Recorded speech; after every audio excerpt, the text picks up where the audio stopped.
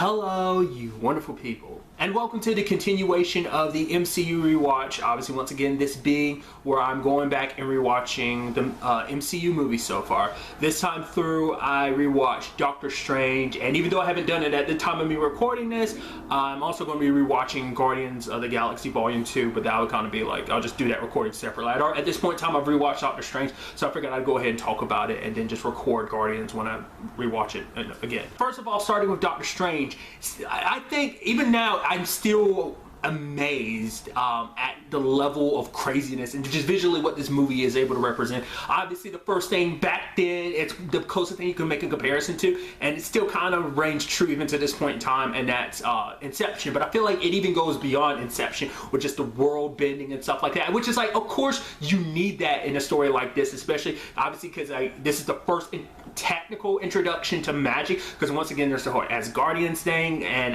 that all kind of falls under magic, but then there's a whole thing about the MCU kind of treating it more like aliens, so it would probably kind of be seen more as like just abilities from an alien species. There's that whole situation once again. Obviously, like, this is our first introduction to magic in the MCU as whole, which is interesting considering, like, because it's just so interesting because the MCU up to this point had just been pure science fiction, and that's only like what, a third of like the MCU. Well, because I mean, not even just the Marvel universe in a sense is like a third of science. A lot of it, especially when you kind of count in, like, obviously, like in the MCU that doesn't really apply, but definitely all the mutant stuff kind of heavily applies to the whole like more science fictional side of things. I mean, to be fair, I don't know everything that there is in the MCU because it's kind of interesting, and I'll kind of talk about it too. Is like this also kind of ties into Ghost Rider a little bit, which he kind of falls under that fantasy supernatural side, kind of more mystical side of things. I bring that all up, and the reason why I say it ties in is because actually this is around the time of Agents of S.H.I.E.L.D. Season 4 where Ghost Rider had popped up. Because interestingly enough, Season 4 dealt with the Darkhold, because I remember, I want to say it was SourceFed Nerd. It was originally called Superhero Roundup, their like TV show review for podcast for superhero stuff. I'm pretty sure it was them at the time that were talking about the fact is the Darkhold is actually connected to Doctor Strange, because I noticed it again, like if you look at all the Ancient Ones books, there's like a slot where there's a missing book, and it's like the Darkhold from Agents of S.H.I.E.L.D. is actually that book potentially, which is kind of interesting, which makes you wonder, does that kind of ever, I mean, it's been in the TV show, so will they ever circle back around and just kind of add that in as just kind of a background thing? Because I don't know, I've never actually looked into it too much whether or not they've actually ever taken stuff from like the TV shows. Like obviously TV show takes from the movies, but do the movies ever kind of add in little winks and nods to like stuff that's in the TV shows? I doubt, because like I said, those are just two separate universes, especially at this point in time. Also, I feel like I appreciated it more in going back to rewatching it now, because it's, I mean, and especially because like I'm obviously going to give a shout out to obviously Screw Attack, because their second most recent death battle at the time of me recording this was Doctor Strange versus Dr. Fate.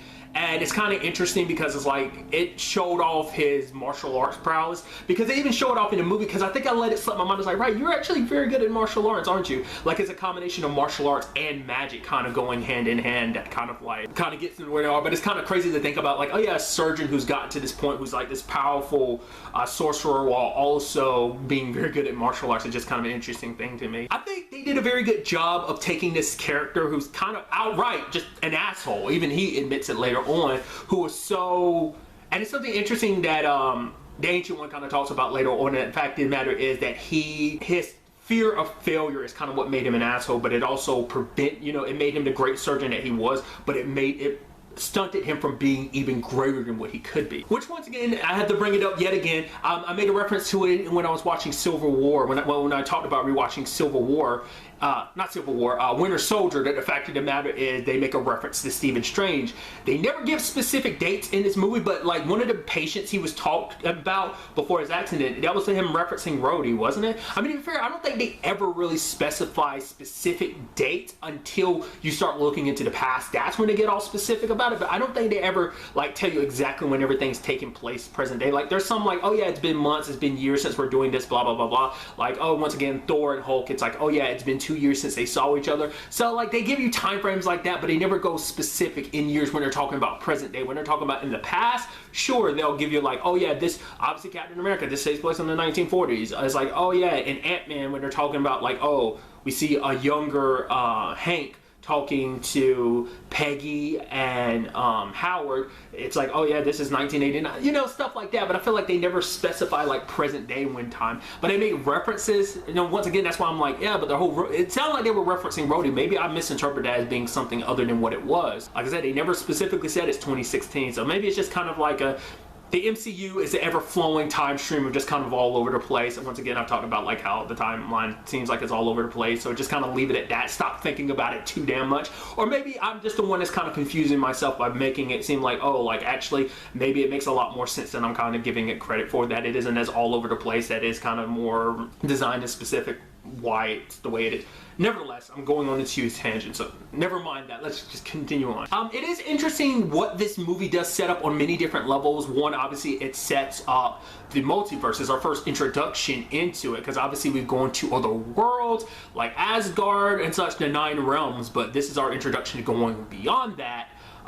So that's kind of like I've always talked about, like before, like obviously there's the Fox and Disney deal, which at the time we recorded this, I haven't looked into it in a while since like earlier talks of it, because I could have sworn there was some stuff saying that it didn't go through. And I remember originally when it was like, oh, when this deal was happening, it's kind of like, yeah, it would take a year or so for it to go into effect. So nevertheless, my whole thought process would be behind like, oh, how would you introduce like everything with the X-Men and mutants? How would you introduce that to this world? I mean, I was like, well, there's the multiverse, because obviously all of this takes place on, I mean, they've never outright said it, but it applies in the comic books. There's a little bit of comic book knowledge I know. Is this all takes place on Earth 616 is where the main canon of Marvel takes place in the whole multiverse situation. But that could be how they handle it. It's like, yeah, this takes place in a different world entirely.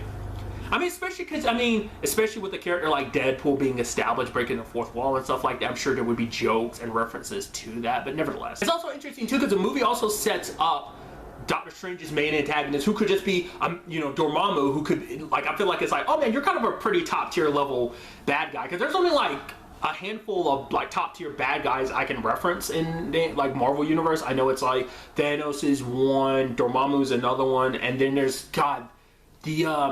God, what is his face? I'm blanking on it. He's connected to the Fantastic Four. He's connected to the Sentinels and the Silver Surfer. I think he's more of a, he's a Marvel antagonist, but I feel like I associate him more with X-Men, but I think that's just because of the X-Men cartoon. He might have been originally an X-Men title. Obviously, I'll probably add his name in the annotations, but I'm blanking on it right now. But nevertheless, that's kind of already like, so I don't know what they ever plan to do with Dormammu. Dormammu's kind of been dealt with in a sense because of this movie, but it's like, who's to say he doesn't pop up later on? I mean, he already exists in his canon, so that could be something that circles back around, because obviously, like, Thanos is kind of the end for this juncture of the MCU, but then they kind of like start smaller again, so maybe they'll start smaller and then go back bigger, or, you know, maybe Dormammu might end up being the main antagonist of the rest of the MCU again. He might be the second main antagonist, or maybe he'll just only pop up in Doctor Strange 2 potentially in the future, you know, that whole situation. So I don't know. It's kind of interesting too, because you do have like Doctor Strange being kind of the Sorcerer Supreme, and then you have the Asgardian situation, but you also have like Captain Marvel kind of being on that more cosmic side of things. So it's just kind of interesting because, like, you know, Doctor Strange falls under that cosmic level too, you know, so I'm curious to see like what the tie-ins between those two will end up being, you know, in the long run, what that will kind of turn into. Some of my favorite moments, obviously, being the whole thing with Christine. I felt so bad for her. Major props to Nick Adams getting scared multiple times. It's just like every time, like, oh, there's an astral projecting, and there's him leaving, and then she's in the closet room by herself, and the mop falls, and she screams. It's like 4 jump scares. She's like, just stop scaring me. I felt so bad for her. That, and then like the whole thing with Wong at the end, when it's like, yeah, they should have read the instructions, but sadly for them, they didn't realize that the warnings come after the spell, and then just you hear a laugh, and then Steven turns and is Wong laughing. He's like, oh, that's funny. It's like, I love that because he just referenced the fact is that Wong never laughed, or he's like, do you ever laugh? Just the little moments between them, and I just thought that was kind of neat. But I think it's so fascinating all around, especially with the Mordo situation, because the fact of the matter is, I can kind of understand it. Like, after rewatching it now a second time, I feel like I understand a little bit more as to why he kind of sort of becomes the villain at the end of the movie. And it's because for him, it's like things had always been one way, like a clear, like, he's kind of like 100% like things are this way. He's kind of sees things as more black and white. There's evil and there's good, but rather than kind of seeing the shades of gray, which he doesn't allow himself to, because it's like, oh, by seeing those shades of gray, you're kind of peering into the darkness. You're just kind of like why he got pissed at the Ancient One for being like, oh, like using power from like that dark dimension to, you know, and her justification for it was like, you kind of have to dabble with a little bad so that you can do good. So it's kind of like, well, does that justify, do the ends justify the means? It's like, was she able to kind of keep the realms and all these different, the multiverse kind of safe for such a long time doing what she did? Yes, but it makes her seem like a hypocrite, and at the same time it contradicts everything she's ever stood for, telling other people not to go down that path, which is like, I mean, which makes sense, because it's like, yeah, you're going down that path yourself and you don't want anyone else to do it. It's like, if I have to make this sacrifice to do this, if it ends up corrupting me or whatever, that becomes me, and I don't want anyone else to kind of suffer that fate. But in his mind, it's like there are laws kind of being broken all over the place of like, this is the natural order of things, and Strange breaks it by reversing time and stuff like that. Like, no matter what the circumstances may be, the fact is, it didn't matter that he saved lives or whatever, like saved a life. I mean, and for him, it's like, that's what he does as a surgeon. For him, he didn't want to take lives. Like fighting Caecilius and his followers and killing them wouldn't be an end to all of this. At least this way, it gives Earth, this realm, a breather from Dormammu. It stops them from doing what they're trying to do, and it saves all those people in Hong Kong. But it's one of those things where it's like Mordo isn't able to kind of see the bigger picture, but for him it's like the bigger picture is there are too many sorcerers. So his plan, as we see at the end of the movie, is like to basically steal everyone's powers, so that only sorcerer that's going to be left is him, because it's that thing of like, oh, I think in his mind it's like, no, I don't know, maybe in the future they'll plan on making it so he collects all the, I mean, it's been a while, obviously this movie, once again, depending on the timeline and stuff, like obviously there's a long period of time for him to go around collecting people's powers, and then probably potentially in Doctor Strange 2 we see him back more powerful than ever, and then the fact of the matter, or maybe his plan is to take all the powers and then he'll destroy all the magic, you know, but then what about protecting the world and the order and stuff like that? So he might think of himself as like, no, the only one who has the right to be Sorcerer Supreme, it's me, because, you know, it's kind of like along the lines of trying to be like extreme good, you kind of create extreme evil. Like he's overcorrecting, and it's going to become a problem all in its own, creating him as this villain, you know, essentially is what it seems like it's made. But in his mind, it's, I mean, any villain's mind, no one ever thinks of themselves as a villain. Everyone thinks they're the hero of their own story, so I think it kind of applies in Mordo's case as well. So I am curious to see kind of going forward even further, like what the world of Doctor Strange, obviously kind of expanding the MCU on a cosmic level, what that would mean going forward. Obviously pops up Infinity War, but beyond that, what will kind of end up happening with Doctor Strange, as he is the one who's kind of, the Avengers protect the physical world, whereas they protect the mystical world from mystical threats. So what that would eventually turn into the future is what I'm finding most fascinating. Now, obviously, I brought it up before in past rewatches, but obviously making a reference to like this being connected to Thor Ragnarok, which is kind of interesting, which is technically 3 movies away at this point in time. Obviously Guardians being next, and then like Homecoming, and then Ragnarok. So I just think they did a very good job kind of doing like the overarching hero story of like, oh, the hero starts here, because obviously once again it's like he's the only character I feel like, yeah, like you obviously can make judgments here and there about like Tony as well as other people, but I feel like he's the only like character in the MCU so far that was such a conceited asshole that becomes like kind of a less conceited asshole, I kind of feel like. But maybe there is still that air of arrogance, but I feel like that kind of went away because it became less about him and more so about protecting other people. Hence the whole time loop situation. It's like, because I think no matter what the circumstances may be, I think Strange is willing to take that blame, that fault upon him that Mordo kind of puts on him, if it means protecting a lot of people's lives, which once again, that's what he started out to do as a surgeon. Because even he's like, oh, saving one life here and there, but it's like, I'm here to save many, and it's like now he's kind of found a different outlet to do it. So I don't know, it's just kind of interesting in the grand scheme of things. Like I said, I'm just very interested to see where magic goes beyond this, because like the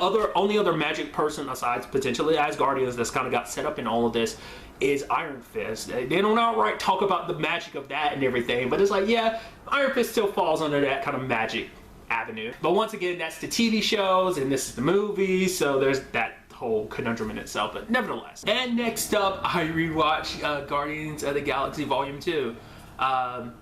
it's kind of interesting rewatching it because I feel like the first one was kind of vibrant and colorful because for whatever reason in my head, I guess just because it was like slightly more recent at the time, but I think I completely forgot, or just I didn't take as much notice of just how bright and vibrant Guardians 2 is in Volume 2 is in comparison. Because like I think in my mind I was just thinking like Thor Ragnarok was like the most vibrant colored one. It's like, no, Guardians is heavily very vibrant too.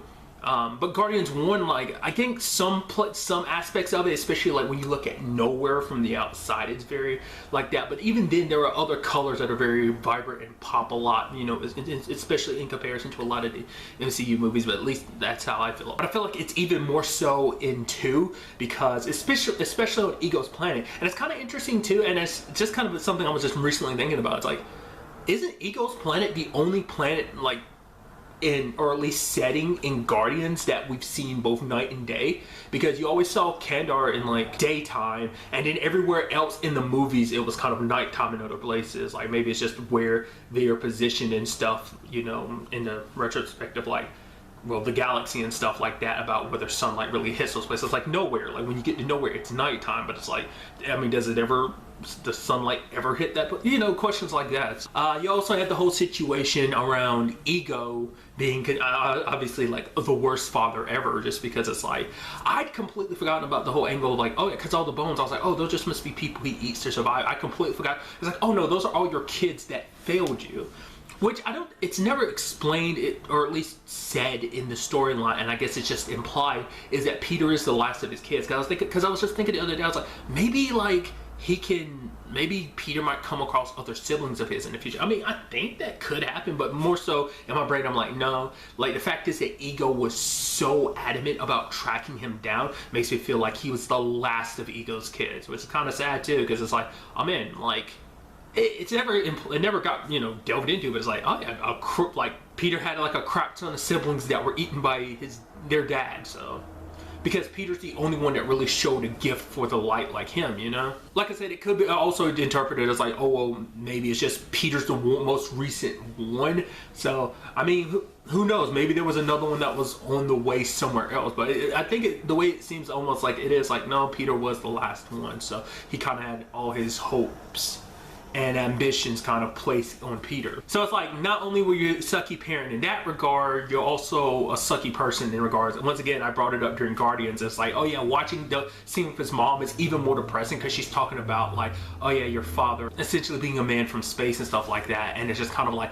yeah, and that's the same SOB that like put you in this condition. It's like, yeah, Ego sucks big time, because it's like, oh, I have my grand plan, my grand design, and I can't, because if I go back to Earth, I won't want to leave again. It's like, yeah, if you really love someone, you don't make them sick so that they die. It's like, that's pretty shitty. And to me, the one thing that always kind of bums me out a little bit, I'm like, oh, it kind of sucks that when it's all said and done, Peter doesn't get to keep his like celestial abilities when it's all said and done. I do still like that fight between him and Ego, and the whole like, Ego's got his power manifesting the way he does, and then Peter takes his on the floor. I was like, oh, I was like, what was it? I was like, I don't remember what it manifested.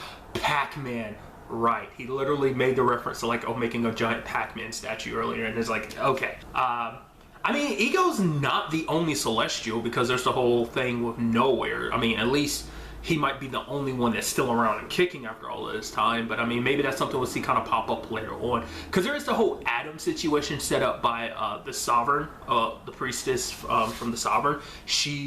They create Adam, which I'm not that familiar with him, but like, God, I think it was way back before even Guardians 2 came out. I think it was like Guardians 1, like people have thrown out like potentially who Peter's dad could be, and they threw out the name Adam Warlock. From what I can piece together, it seems like he's one of those top dudes, like one of those top celestial people in like the whole Marvel universe. But once again, this is the MCU, so they're doing something different, so I don't know what kind of being he's going to be. Like, because it seems like he's just he might not just be a dude, but he seems like a person. Like in this, they might be setting him up to be some kind of like synthetic human, or like, you know, we didn't really get a good look at what he looks like. She just refers to him as Adam, but it's kind of heavily implied like, oh, Adam Warlock, you know. So what that'll turn into, I don't know. But like I said, like Adam kind of gets treated as one of like those top people. It might be something that might not come up until Guardians Volume 3. I mean, especially because it got set up at that point. But I mean, it's interesting to see what that ends up becoming. I guess that's kind of setting up potentially Volume 3's main antagonist. Once again, that all depends also on how the whole Thanos thing plays out. Because someone had brought that up recently, I thought was kind of fascinating. It's kind of like they want Thanos to kind of be potentially finished off in like a Guardians movie, because he's kind of heavily a Guardians enemy, even though he is kind of like an MCU enemy. I mean, technically he was kind of like an enemy for the MCU as a whole before he became like a Guardians, because of the, you know, Guardians didn't come out until 2014. But you get the point, because it's like a lot of that team has personal vendettas. You know, Gamora has hers, Drax has his, like against Thanos, you know, unlike other people in the MCU, you know, so there's that whole situation. I do like that this kind of, you know, it's one of those things where it's like, the first movie is about bringing this group of misfits up together, and 2 is about kind of like keeping that relationship while it's also falling apart, because obviously Rocket doing all the stuff that he does, kind of being still into batteries and stuff like that, which comes in handy in the long run, but it's like him kind of being a little douchey towards Peter and stuff like that. I love the whole thing about like, oh yeah, we like at the beginning, it's like they're playing and setting up the music and everything, at least Rocket is, and then Drax is like, don't do that, and then like Peter's like, I agree. He's like, oh, I know what you mean, you agree with Drax. He's like, no, seriously, I think it's super inappropriate. He's like, and Drax is like, I can literally see you winking. He's like, nah, I'm stupid, I need to do it with my other eyes so no one can tell. But I did like, that was kind of something that was part of this movie too, him and Yondu bonding over the fact is that both of them have a hard time expressing themselves, because it's like when you have people who you actually care about and that care about you, you push them away because you're scared that, you know, things might get messed up. So it's like you doing the little things that you butting heads with Peter like that, it's just because you care about them and they care about you, but you're scared of that love, you know? It's just kind of like, you almost feel like, I guess on some level, like you don't deserve it, or just kind of, you're afraid of, you know, being all alone again, you know? And it's kind of that fear is why you're reacting that way. I mean, I also feel so bad for Yondu after everything, just kind of like the whole Peter situation, and like literally most of his team of his group of Ravengers turn on him. Like, because you actually see the ones that get floated. I don't know if that's the term they use. I'm just applying that from the 100. That's the term for like sending someone into space. You float them. Like, it was only like maybe like a dozen dudes potentially. I mean, at least from what they showed. So most of his crew turned on him like that. Completely sucks. But he kind of got his revenge when him and Rocket likes tore. I mean, it was mostly Yondu with that damn whistle. And I think that whistle scene was even better because you saw it teased a lot in Volume 1, and then you see him kind of use it. And this time I feel like you see it fully utilized, just taking everybody down. Like, everyone's falling from the sky, like on the railings and stuff like that. Like, everyone was taken out. Yondu blew the place up. The whole taser phrase situation.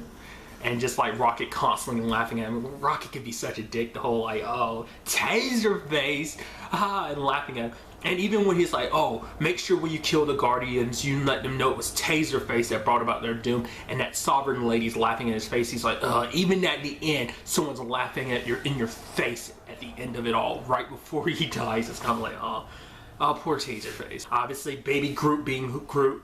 And it's just like so many little moments, obviously dancing at the beginning in the intro, and then actually kind of looking adorable with the Ravager suit on and everything, Sally being treated like the mascot, and it's just kind of like, okay, you go do this. And it's just kind of like when Yondu and Rocket are telling him what to get, he just constantly not understanding. Then there's a whole situation with the bomb on Ego's planet, and they're just kind of like, Groot's kind of like, I'll press this button, and Rocket's like, no, that's the button that's going to kill everybody. And then it's kind of like, no, do it again.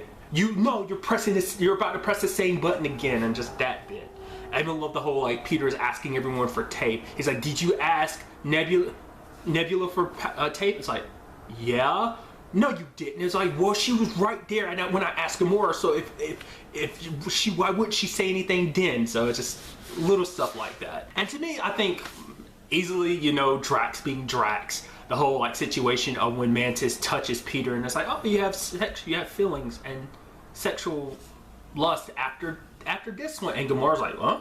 And he's like, what? No, I don't. And Drax is like, ha ha ha ha ha ha. She admitted to everyone that you have feelings for her. You must be so embarrassed right now. And Mantis touching Drax and is laughing at him, laughing at Peter too. And it's just it's like, man, this just sucks. And I'm just like, I feel so bad for you getting embarrassed like that. I also thought it was kind of a powerful moment where it's like Drax obviously having his back and forth with Mantis, and then Mantis touches him. And like, Drax not showing it on the outside, but because she touches his feelings, like she feels his sadness and she's crying, and it's just because he can't.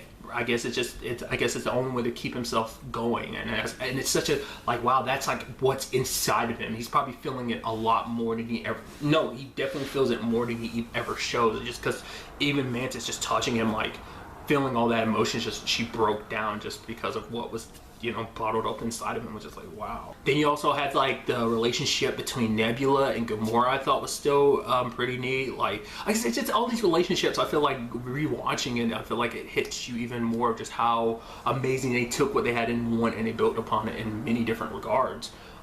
Especially like with the whole Nebula situation, like how it's like for her, it's like, no, like, cause she even said in the first one, like, amongst our siblings, I always hated you the least. And because for her, it's like, they were always pitted against each other, and all of this was about her getting back at her sister, trying to be better than her, because it's like, I won for once. Because it wasn't just about approval from Thanos, it's just kind of like, because it's like, we had a dick bag of a dad, and we only had each other, but it's like, you kept winning, and more of me got replaced. Because the sad thing is, it's just like, Gamora was in the same situation. She fought to win, not because she was trying to impress Thanos. I mean, maybe at the time she was, but at the time she didn't really think too much about what Nebula was going through. Because like, much like Nebula, she's trying to fight to survive too, because it's just like, I don't want to go through that, you know. It's just, I guess, I don't know, in comparison, like maybe a younger Gamora was all about serving Thanos, but then she found out, you know, got to see for herself, like, as she got older. Maybe she saw Thanos more for kind of the monster it is. I don't know. Then you also can't forget the whole Krygon situation, which is sad because, like, for him, it's like he spoke up, and when he spoke up against Yondu, which he always had the biggest respect for Yondu, but it was never like, he didn't expect like some big mutant. Like, he didn't agree with the way Yondu was handling a lot of things, but it's like, you know, he came around in the end, and most of the people in the crew that he really liked were dead anyway, so I guess he had no allegiances to the rest of the crew. He only had to Yondu, so he helped in the end. And he kind of becomes the new Yondu at the end. I'm curious to see what that ends up being. Like, obviously you see him kind of messing with the arrow at the end, and what that means going forward. Like, is he going to start his own crew? Because we do see that the group of Ravengers that kind of all came together because of Yondu's funeral.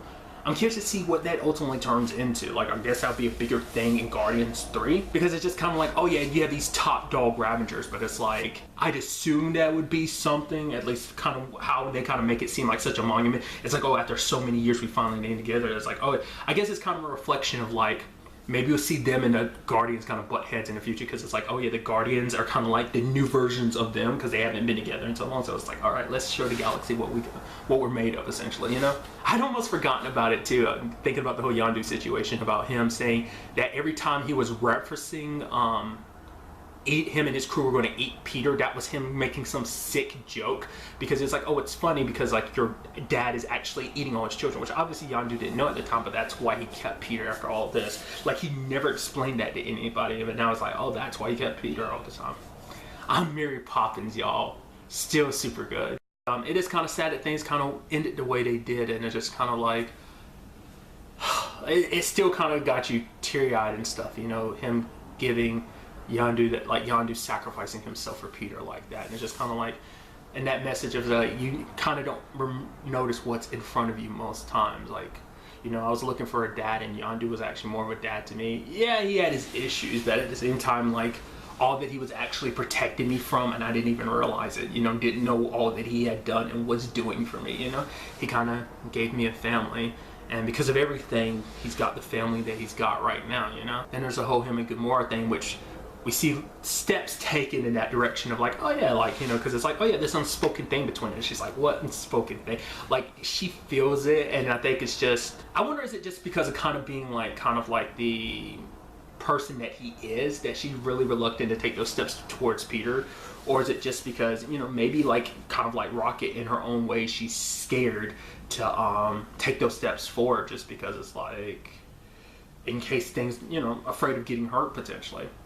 There's that powerful moment too when it's like Peter staying back to deal with Ego, and like Gamora's asking like, where's Peter, and Rocket shocks her because it's like, I can't bring myself to losing, I can't take a chance I lose another friend. And it's like, oh, you little furball, you care so much, even though you kind of pretend like you didn't, you know. It's such a sweet moment. It's just kind of like, it's more, it kind of gets you excited, especially having rewatched it now. It's like, man, I'm excited to see what they eventually do with Guardians 3, what that's all going to turn out to be, you know?